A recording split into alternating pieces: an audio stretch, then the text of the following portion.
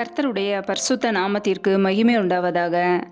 தேவன் அருளியப்போ மினிஸ்ட்ரி மூலமாக உங்களோடு தொடர்பு கொள்வதில் மிகுந்த மகிழ்ச்சி அடைகிறோம்.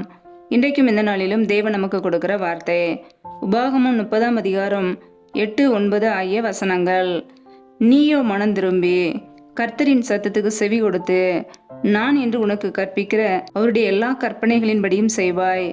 அப்பொழுது உனக்கு நன்மை உண்டாகும்படி உன் தேவனாகிய கர்த்தர் உன் கைகள் செய்யும் எல்லா வேலைகளிலும், உன் கர்ப்பத்தின் கனியிலும், உன் மிருக ஜீவனின் பலனிலும், உன் நிலத்தின் கனியிலும் உனக்கு பரிபூர்ணம் உண்டாகச் செய்வார். ஹல்லேலூயா.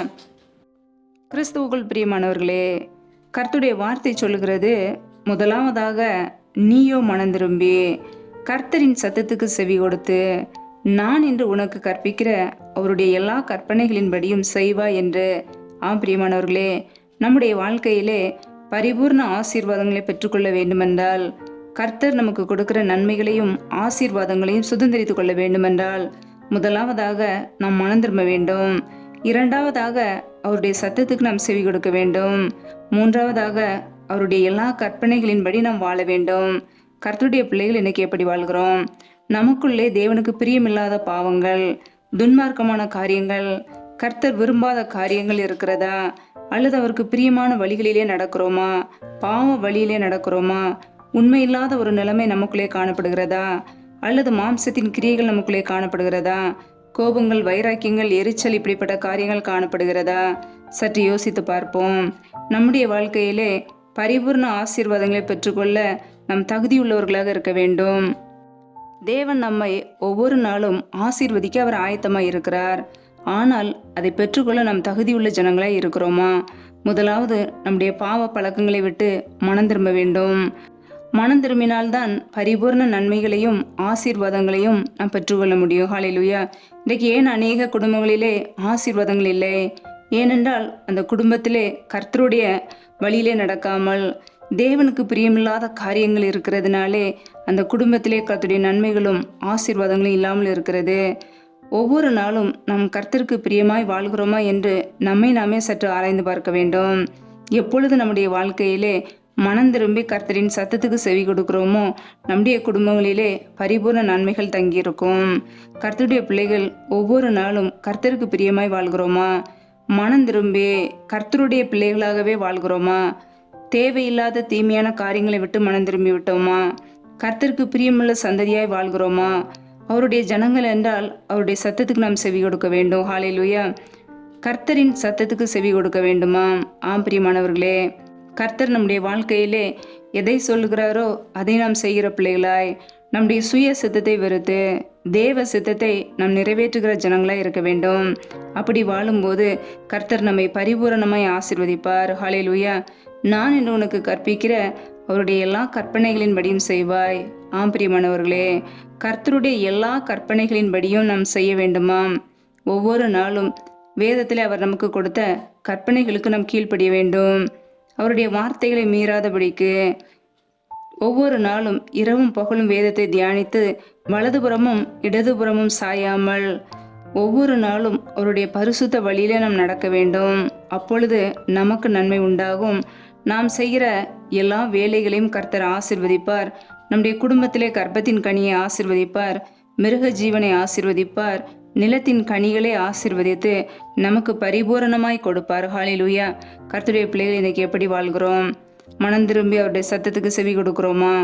அவருடைய எல்லா கற்பனைகளின்படி வாழ்கிறோமா? தேவன் நம்மை ஆசீர்வதிக்க வேண்டுமென்றால் அவருடைய சத்தத்துக்கு செவி கொடுக்க வேண்டும்.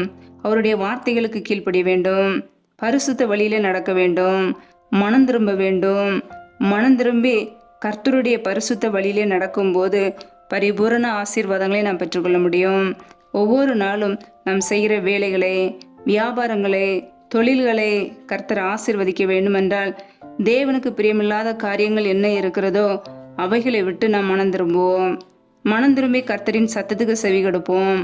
அவருடைய வார்த்தைகளுக்கு கீழ்ப்படிந்து பரிபூர்ண நன்மைகளை பெற்றுக்கொள்வோம். ஹல்லேலூயா. கர்த்தர் தாமே இந்த வார்த்தையின்படி உங்களை ஆசீர்வதிப்பாராக. ஆமென். நம்மை நாமே அவருடைய சமூகத்திலே அர்ப்பணித்து ஜெபிப்போம். ஜெபம். எங்களை அதிகமாய் நேசிக்கிற எங்கள் அன்பின் பரலோக பிதாவே, மெய் துதிக்கிறோம், ஸ்தோத்திரிக்கிறோம் அப்பா.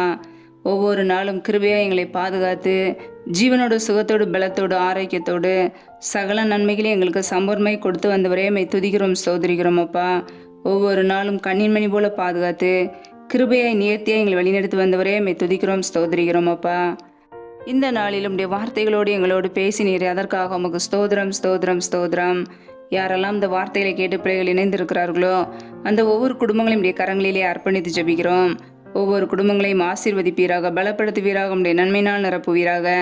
பிள்ளைகள் செய்த தவறுகள், குறைகள், குற்றங்கள், பாவங்கள் எல்லாவற்றையும் மன்னிங்கப்பா. ஒவ்வொரு குடும்பங்களையும் ஆசீர்வதிப்பீராக. பிள்ளைகள் செய்கிற வேலைகள், தொழில்கள், வியாபாரங்கள் எல்லாவற்றையும் ஆசீர்வதிங்க. என்னென்ன வேலைகள் செய்கிறார்களோ கையின் பிரயாசங்களை வர்த்திக்க பண்ணுங்க, பெருக பண்ணுங்க. எதை செய்தாலும் வாய்க்கும்படியான கிருபைகளை கொடுங்கப்பா. என் தேவன் அற்புதமாய் அதிசயமாய் வழி நடத்துவீராக. எந்தெந்த குடும்பங்களிலெல்லாம் கடன் பிரச்சனையிலே உபத்திரவத்தோடு கண்ணீரோடு வாழ்கிறார்களோ என் தேவன் அந்த குடும்பத்திலே சமாதானத்தை கட்டளையிடுவீராக. கடன் பிரச்சனையிலிருந்து விடுதலை கொடுப்பீராக.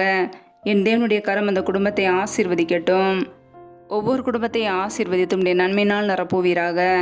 எந்தெந்த குடும்பங்களிலெல்லாம் வேலைகள் இல்லாமல் பல மாதங்களாக வேலைக்காக கண்ணீரோடு பாரத்தோடு ஜெபிக்கிறார்களோ என் தேவன் பிள்ளைகளை ஆசீர்வதித்து உயர்த்துவீராக. பிள்ளைகள் படிப்புக்கேற்ற நல்ல வேலைகளை ஏற்படுத்தி கொடுப்பீராக. வேலை காரியங்களில் இருக்கிற தடைகளை முற்றிலுமாக நீக்கி போடுவீராக. இயேசு கிறிஸ்துவின் வல்லமையுள்ள நாமத்தினாலே தடைகள் முற்றிலுமாக நீக்கப்பட்டு போவதாக. ரிமா ரபா ரபா தூரா ஷேதினி கரதரபலாம் ரபா கபரா சந்த ரதன ஹதரபலாம். தடைகள் விலகுவதாக இயேசுவின் நாமத்தினாலே. என் தேவன் அற்புதங்களையும் அதிசயங்களையும் செய்கிறவர். பிள்ளையுடைய வாழ்க்கையில நன்மைகளை கொடுங்கப்பா. நல்ல வேலைகளை ஏற்படுத்தி கொடுங்க. கையின் பிரயாசங்களை ஆசீர்வதிங்க, பெருக பண்ணுங்கப்பா. உடைய கரங்களிலே தாழ்த்தி அர்ப்பணித்து ஜெபிக்கிறோம். எந்தெந்த குடும்பங்களிலெல்லாம் கற்பத்தின் கனி இல்லாமல் பல வருடங்களாக கண்ணீரோடு ஜெபிக்கிறார்களோ என் தேவன் மனமிறங்குவீராக. என் தேவன் உதவி செய்வீராக. என் தேவனுடைய கரம் பிள்ளைகளை ஆசீர்வதிக்கட்டும். கற்பத்தின் கண்ணில் இருக்கிற தடைகளை முற்றிலுமாக நீக்கி ஆசீர்வதிப்பீராக. இயேசு கிறிஸ்துவின் வல்லமையுள்ள நாமத்தினாலே தடைகள் முற்றிலுமாக நீக்கப்பட்டு போவதாக. ரிபா ரபா ரபா தூரா ஷேதேனி கரதரபலா ரபா கபரா ஷாலதி நிமரா ஹரதரபலா ரியா தரஷாதி நிமரா ஹரதரபலா. என் தேவன் அற்புதங்களையும் அதிசயங்களையும் செய்கிறவர். பிள்ளையுடைய வாழ்க்கையிலே நன்மைகளை கண்டுகொள்ள உதவி செய்யுங்கப்பா. உடைய கரங்களிலே தாழ்த்தி அர்ப்பணித்து ஜெபிக்கிறோம். அண்ணாலே ஆசீர்வதித்து தேவன் பிள்ளைகளையும் ஆசீர்வதிங்க.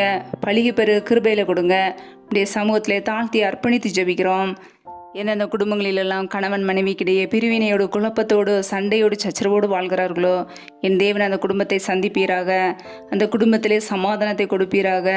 குடும்பத்தில் கிரியை செய்கிற பொல்லாத பிசாசின் கிரியைகள் எல்லாம் இயேசு கிறிஸ்துவின் நாமத்தினாலே வெளியேறட்டும். என் தேவன் பிள்ளைகளை தொட்டு சுகப்படுத்துவீராக. குடும்பத்தில் உள்ள தேவையில்லாத பிரச்சனைகள் நீக்கப்பட்டு போகட்டும். அன்பின் அபிஷேகத்தினால் நிரப்புங்க. ஆவிக்குரிய வரங்களினால் நிரப்புங்க. ஒருமனப்பட்ட ஆவியை கொடுங்க. நம்முடைய பிள்ளைகளையும் நம்முடைய வழிகளிலே நடத்துங்கப்பா.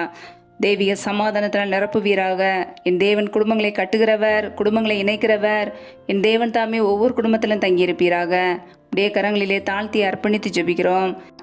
எந்தெந்த குடும்பங்களிலெல்லாம் திக்கற்ற பிள்ளைகளாய் தனிமையோடு வாழ்கிறார்களோ, கணவரால் கைவிடப்பட்ட ஒரு சூழ்நிலையிலே தனிமையோடு வாழ்கிறார்களோ என் தேவன் மனமிறங்குவீராக. என் தேவன் உதவி செய்வீராக. திக்கற்ற பிள்ளைகளுக்கு நீர் மாத்திரமே சகாயர். பிள்ளைகளை ஆசீர்வதித்து உயர்த்துங்கப்பா. அப்படியே சமூகத்திலே தாழ்த்துகிறோம். இந்த இரவு நேரத்தில் இன்பமான நித்திரை கொடுங்க.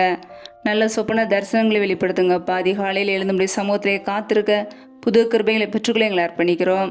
எந்த சத்ருவும் எங்களுடைய வாழ்க்கையிலே தொடராதபடிக்கு எங்களை ஆசீர்வதித்து பெருக பண்ணுங்க. எந்த தீமையும் எங்களை தொடாதபடிக்கு வேலியடைத்து பாதுகாத்து கொள்ளுங்க. இப்படி இரத்த கோட்டைகளை எங்களை அர்ப்பணிக்கிறோம். எங்களுடைய வாழ்க்கையிலே சத்ரு கொண்டு வர போராட்டங்களுக்கும் தீமைகளுக்கும் விலக்கி எங்களை பாதுகாத்து ஆசீர்வதிங்க. இப்படி நன்மையினால் நிரப்புவீராக. நாங்கள் நினைக்கிறதற்கும் வேண்டிக் கொள்கிறதுக்கும் மேலான நன்மைகளை கொடுத்து எங்களை ஆசீர்வதித்து உயர்த்துவீராக. எங்களுடைய வாழ்க்கையிலே மனம் திரும்பி இப்படி சத்தத்துக்கு செவி கொடுத்து நாங்கள் நன்மைகளை பெற்றுக்கொள்ள எங்களை அர்ப்பணிக்கிறோம். எங்களுடைய பரிபூர்ண ஆசீர்வாதத்தினால் நிரப்புவீராக.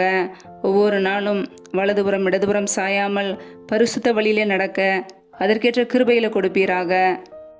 எங்களை முற்றிலுமாக உடைய சமூகத்திலே தாழ்த்தி அர்ப்பணித்து ஜெபிக்கிறோம். தொடர்ந்து எங்களை வழிநடத்துங்க. நீரே எங்களுக்கு அடைக்கலாம், நீரே எங்களுக்கு கோட்டை, நீரே நாங்கள் நம்பியிருக்கிற தெய்வம் அப்பா. உடைய சமூகத்திலே தாழ்த்துகிறோம், அர்ப்பணிக்கிறோம், வெறுமையாக்குகிறோம். எல்லா துதி கன மகிமை எல்லாமும் ஒருவருக்கே செலுத்துகிறோம். இயேசு கிறிஸ்துவின் மூலம் ஜெபிக்கிறோம் எங்கள் ஜீவனுள்ள நல்ல பிதாவே, ஆமேன். கர்த்தர் தாமே உங்களையும் உங்கள் குடும்பங்களையும் ஆசீர்வதிப்பாராக. ஆமேன். Thanks for watching. Please subscribe our channel. Click the like and share. click the bell. God bless you.